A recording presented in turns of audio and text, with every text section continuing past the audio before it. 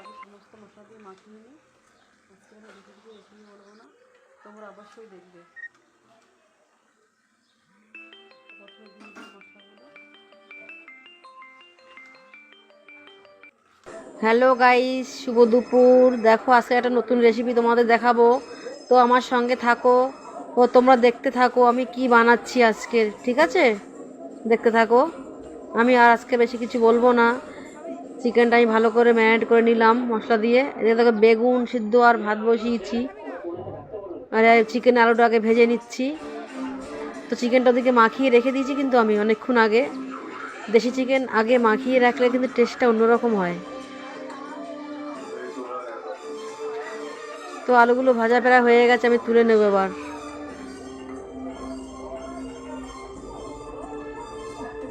এখানে আছে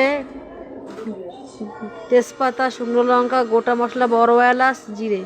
তো দিয়ে দিলাম তার ভিতরে পেঁয়াজ কুচি আর গোটা টমেটো 4 ফালি করা। তো ভেজে নিই, হালকা ভাজা হয়ে গেছে। এবার চিকেনটা আমি দিয়ে দেবো এতে।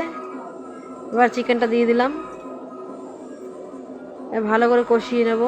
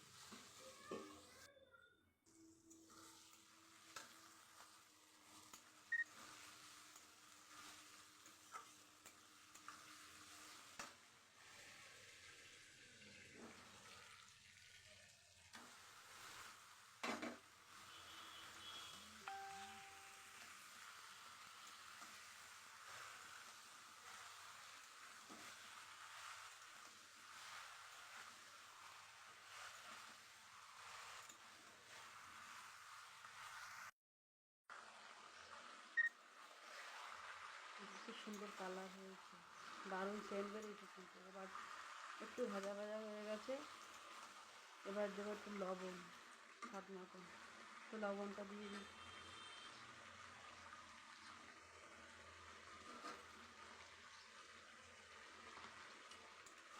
লবণটা আগে দিইনি, জল বেরিয়ে যাবে বলে।